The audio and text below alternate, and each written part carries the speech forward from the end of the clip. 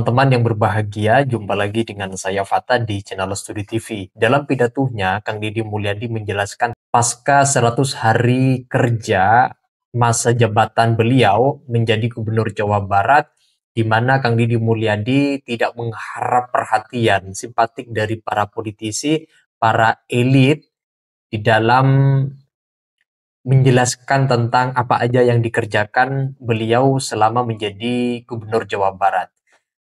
Sebenarnya prinsip Kang Deddy Mulyadi bekerja hanya untuk rakyat. Apapun yang menyangkut kebijakannya harus diketahui oleh rakyat Jawa Barat melalui saluran media sosial beliau, perihal kinerja gubernur yang telah diamanahi oleh rakyat Jawa Barat, jabatan sebagai gubernur, maka seluruh kebijakan-kebijakannya rakyat Jawa Barat harus mengetahui tentang kinerjanya.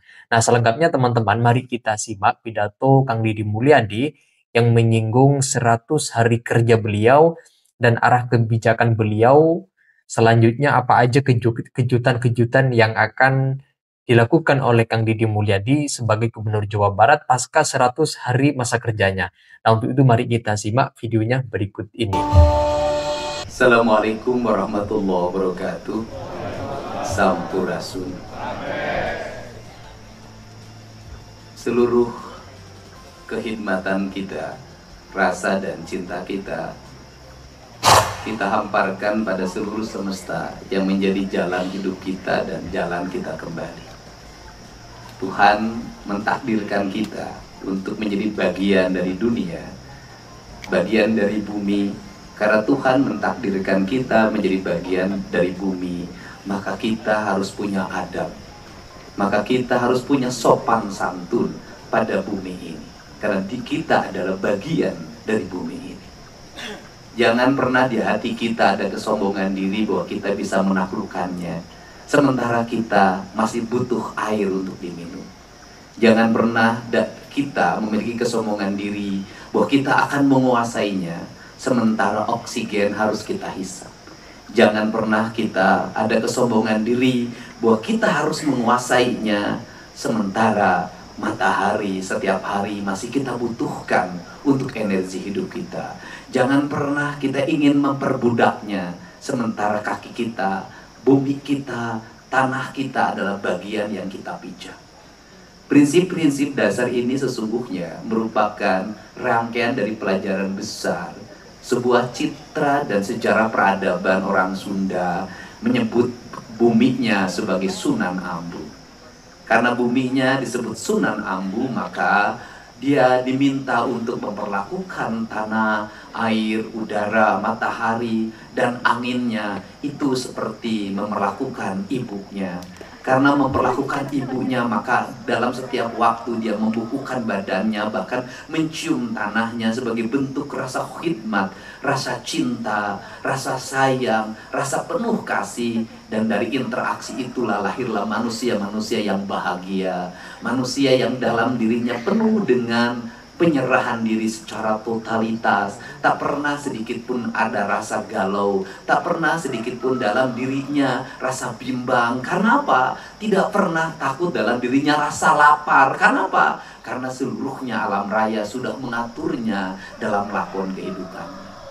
Prinsip dasar itulah yang disebut dengan ideologi Siliwangi, alamnya alam Pajajaran. Alam Pajajaran itu adalah alam yang meletakkan manusia pada sebuah hamparan yang sama, sehingga tidak ada cacah, tidak ada menak, tidak ada pejabat, tidak ada rakyat, maka dia sama, seamparan, sejajaran. Sampai pada tingkatan bahasanya pun di alam Pajajaran tidak dikenal undak usuk basa, atau tidak dikenal tingkatan bahasa, karena dia adalah ngaing, ngaing adalah dia. Itulah prinsip-prinsip dasar teologi yang kemudian juga menjadi kosmologi, dari kosmologi menjadi sosiologi. Itu yang membedakan falsafah kita dengan falsafah barat. Falsafah di Sunda, itu falsafah di kampung, falsafah di Jawa, dimanapun, pasti mengajarkan alam bihari, alam kiwari dalam alam poeso. Kalau mungkin dalam ajaran Platonya, itu ada alam ide, kemudian alam realitas, dan alam masa depan. Cuman bedanya keluhuran budi orang-orang kita, leluhur-leluhur kita itu meletakkan diri pada penyerahan dan tidak mengakui pengetahuan yang dimilikinya.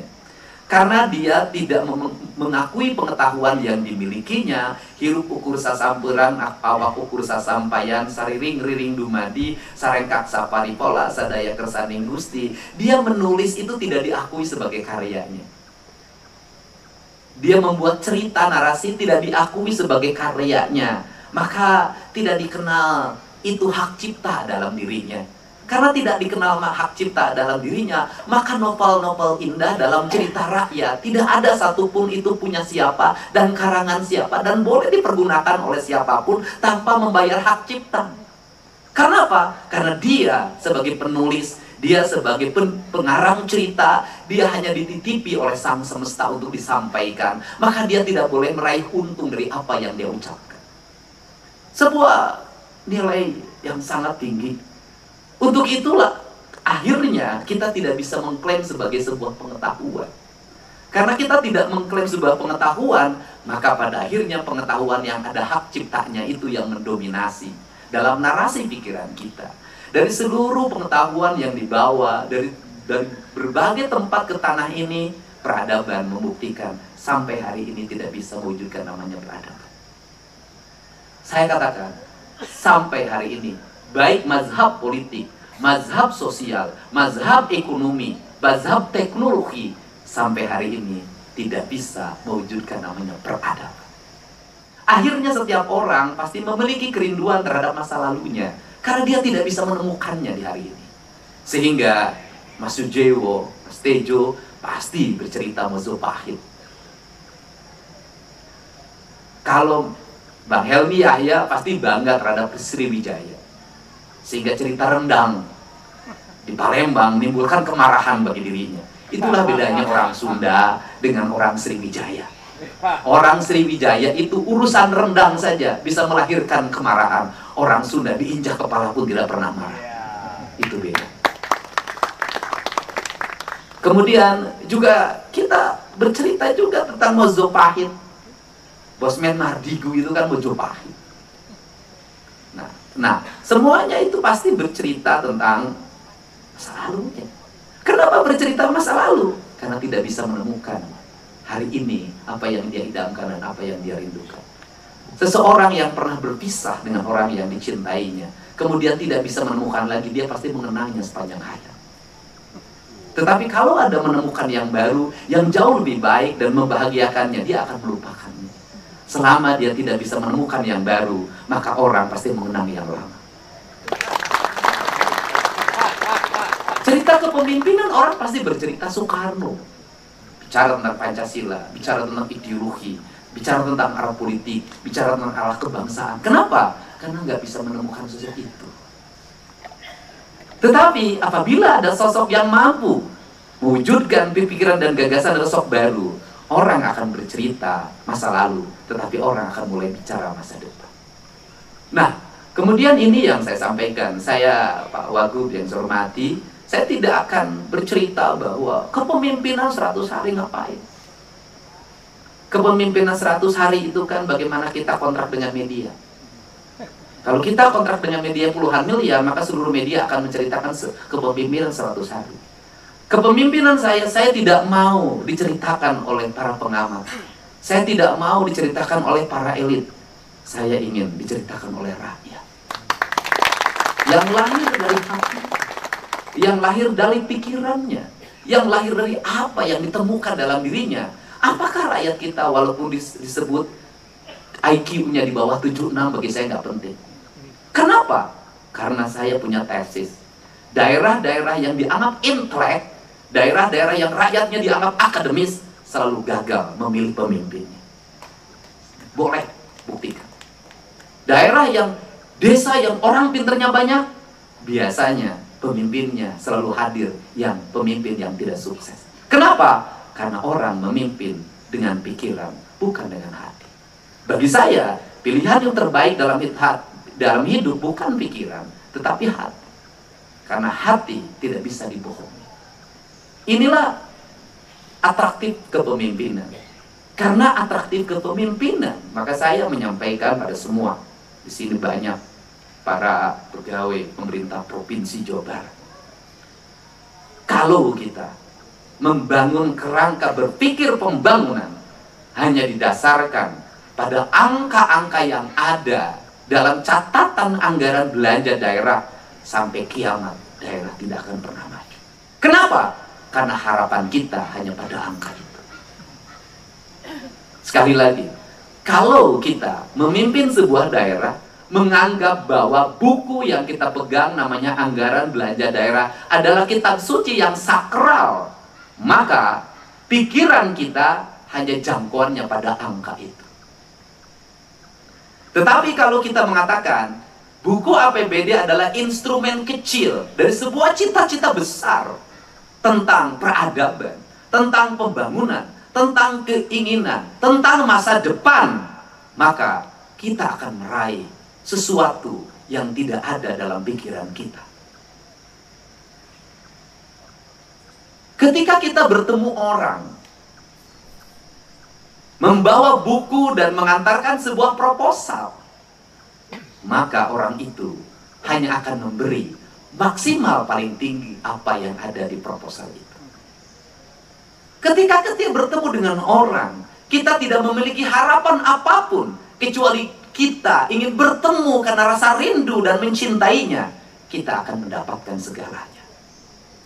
Maka bangunlah dalam diri kita bahwa kita akan mendapatkan segalanya. Dengan cara apa? Dengan cara kita tidak pernah mengakui apapun yang ada dalam diri kita. Perspektif itulah yang harus dibangun dalam terminologi birokrasi sebagai abdi dalam ajaran Jawa, sebagai badega dalam ajaran Sunda. Karena sebagai abdi dalam ajaran Jawa dan badega dalam ajaran Sunda, pertanyaan saya adalah, seorang ASN, seorang birokrat, cita-cita dan dasarnya apa dia menjadi birokrat? Apa mimpi Anda terhadap Jawa Barat? Apa mimpi Anda terhadap Indonesia masa depan? Gak pernah ada yang bisa jawab karena mereka tidak punya mimpi. Mimpi ingin bekerja, besok tunjangan kinerja naik. Ketika tunjangan kinerja naik, apakah uangnya menjadi bertambah? Tidak, karena pinjaman Bank Jabar pun naik lagi.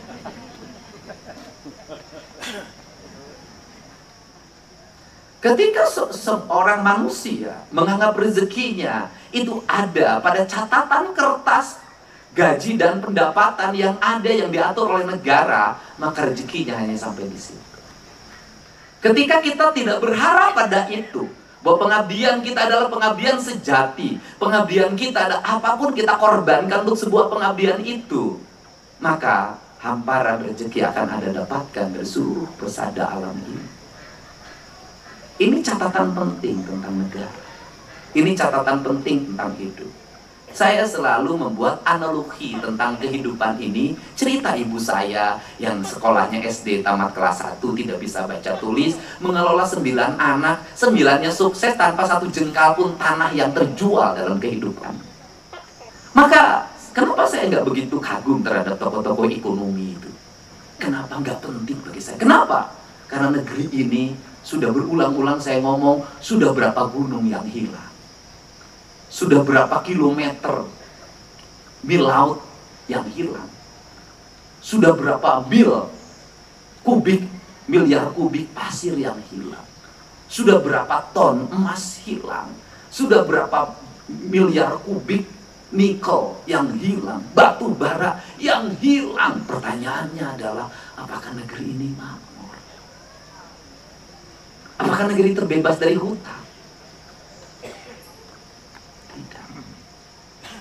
Pertanyaannya adalah, leluhur kita, para raja kita, membangun singgasana kerajaannya, meninggalkan peradaban, baik peradaban yang terlihat maupun peradaban yang tidak terlihat. Apakah bangun Borobudur meninggalkan hutang rajanya?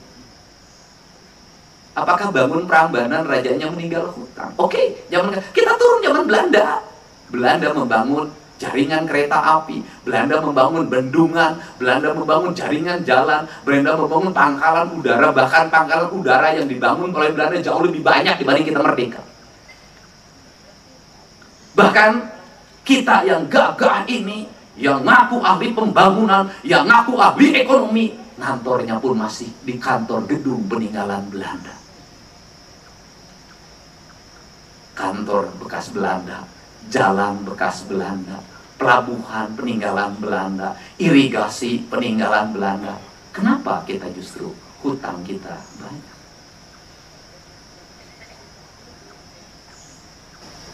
Apakah ada yang salah itu? Apakah salah perencanaan? Dari sinilah kita harus dulu mereformasi. Artinya reformasi itu kembali pada diri. Kalau dalam bahasa Jawanya, ke diri, kembali ke diri. Agar apa? Agar sampai pada tingkat kesucian, kekudus. Nah, sehingga kita harus pada jati diri loh. Kalau begitu perspektifnya salah. Berarti harus ada yang dibenahi. Berarti harus ada pijakan-pijakan yang segera harus ditata. Berarti kita ini tidak bisa terus-terusan menganggap bahwa asing itu ngasih segala-galanya bagi kita seluruh pengetahuan. Jangan-jangan kita ini hanya sebuah peradaban agar kita netek terus sampai kiamat. Jangan-jangan kita ini memang dibuat leluhur kita leluhur bodoh, leluhur kafir, leluhur musyrik, leluhur orang-orang dungu. Padahal bisa jadi leluhur kita itu jauh lebih cerdas. Bedanya, leluhur kita tidak bisa berkata berbusa-busa, menulis berjilid-jilid.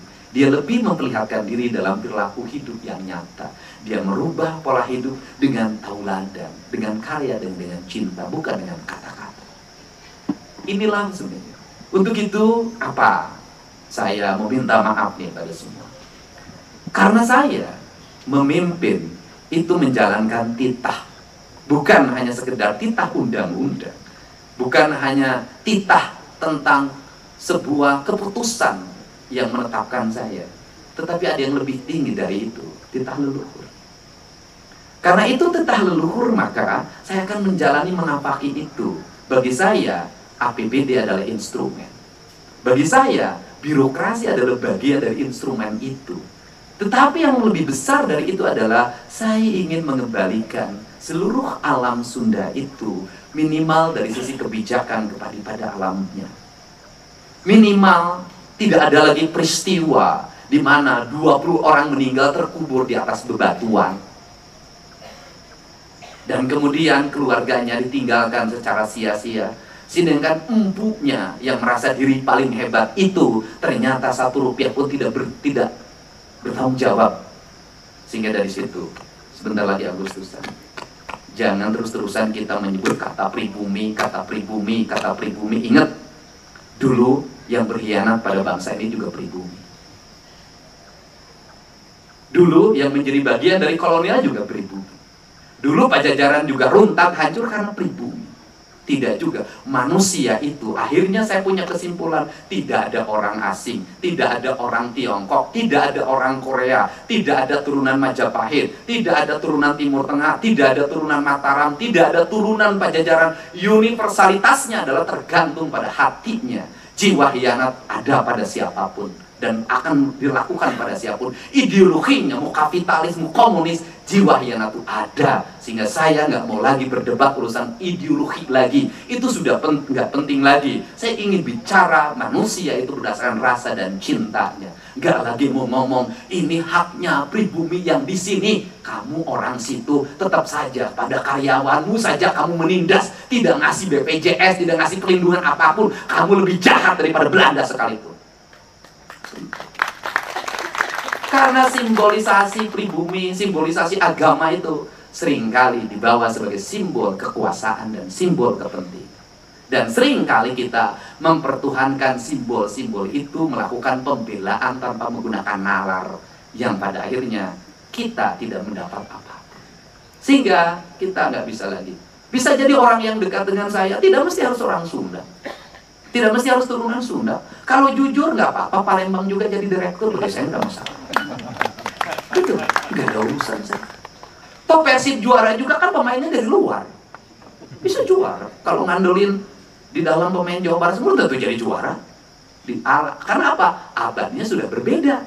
Sudah bukan abad perserikatan lagi, di mana lawannya adalah semua pemain lokal. Lawannya sudah pemain asing. Gak mungkin lagi. Maka kita harus minum ke waktu, nih Bapak Kajama. Tahu kalau sudah jadi juara, semua orang tepuk tangan, seneng juga, membuat bahagia. Nah, ini. Nah, kemudian terakhir, saya akan jadi pemimpin apa adanya. Saya gak ada urusan, Pak. Jangan takut kan, jadi nanti citranya buruk. Gak apa-apa, lebih baik buruk tapi kemudian jadi pupuk organik dan bermanfaat, melahirkan pertumbuhan, perkembangan bunga-bunga yang indah, daripada kering kerontang tak bisa melahirkan kehidupan. Jadi gak ada masalah. Kenapa? Hidup harus jujur, Pak. Pemimpin ya kalau giliran nangis ya nangis. Pemimpin kalau gilirannya lembut ya harus lembut. Pemimpin kalau gilirannya joget ya joget, ekspresikan kebahagiaan itu. Kenapa? Dunia milik saya, bukan milik Anda. Ngapain harus pencitraan? Cuek. Orang terserah mau nilai saya apa saja, nggak ada urusan bagi saya. Duda bebas. Dan saya sudah ngomong berulang-ulang, sifat buruk saya karena saya muridnya Mbah Sujiwo Tejo apa? Janji politik pasti aku penuhi, tapi janji menikahi belum tentu aku nikah. Bebas saya. Jadi kalau giliran marah harus marah. Ya saya harus marah. Kenapa? Saya tahu psikologi orang Sunda. Gak bisa. Jangankan orang lain nih, yang kecil tuh saya ninggi. Tanya sama yang asuh. Meninggi saya. Kalau dia sudah kelihatan sifatnya berlebihan karena terlalu merasa dimanja oleh ayahnya dan seluruh lingkungannya satu pun gak ada yang berani larang, maka saya meninggi.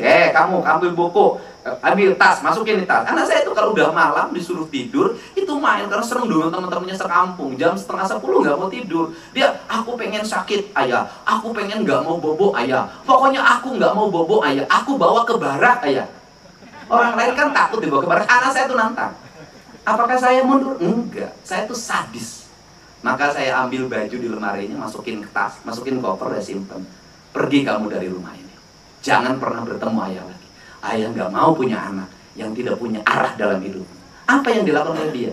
Dia memeluk kaki saya dan menangis dan mengajak tidur bersama. Mungkin tidak dilakukan oleh dia. Maka saya harus melakukan itu pada anak-anak saya. Kenapa? Ya nggak bisa anak bau alkohol. Hapunten, jangan ribut ya. Dilibas. Anak itu bau alkohol. Ya kalau bau alkohol kita harus lebih tinggi dari alkohol yang dia minum.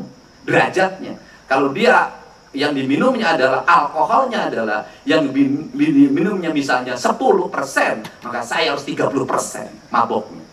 Kalau dia minumnya 100%, maka mabok saya 150%. Kenapa? Yang dihadapi oleh dia, tensinya kita di atas dia. Maka saya pasti keras. Dan kemudian saya harus mengambil jalan untuk bagaimana menatap ke mereka. Kalau misalnya tentara yang bisa menaklukkan mereka, ya tentara.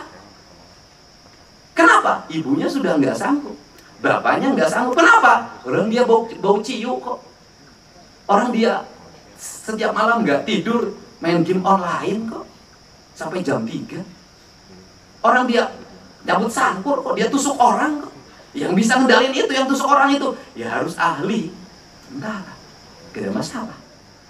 Nah, kemudian ke depan harus apa yang dilakukan? Ya dirubah mindset. Nggak bisa lagi Pak, sistem pendidikan Indonesia pakai pola barat, nggak bisa. Taruhan, bubar saya katakan.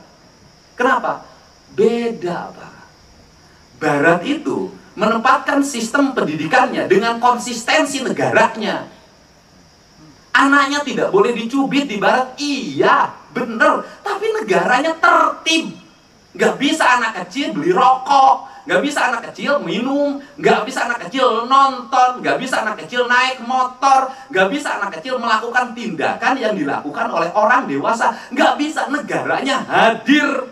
Alat negaranya hadir. Indonesia, anak tidak boleh dicubit, guru tidak boleh nyubit anaknya. Di mana-mana anak bisa mengakses video porno. Di mana-mana anak bisa mengakses minuman. Di mana-mana anak bisa mengakses rokok, di mana-mana anak bisa nonton, anak bisa naik motor. Bukan hanya naik motor berdua, 5 orang satu motor tanpa helm. Di Indonesia knalpot dirubah jadi brong, motor cc-nya yang kecil dirubah gayanya menjadi besar. Gak bisa ini bangsa. Kenapa? Gak sesuai antara prinsip barat yang diberikan pada kita dengan penindakan yang ada di kita. Beda. Kehidupannya masih tradisi, otaknya, sistemnya barat, kacau. Hidup tuh harus konsisten. Kalau pakai mazhab barat, pakai A, Z itu mazhabnya harus barat. Kita kalau mau pakai mazhab Timur Tengah, dari A sampai Z mazhabnya Timur Tengah. Kalau mau pakai mazhab Tiongkok, dari A sampai Z mazhabnya Tiongkok. Indonesia ini kenapa yang menjadi kacau? Jawa Barat ini korban utama. Kenapa yang paling kacau? Seluruh mazhab masuk di sini.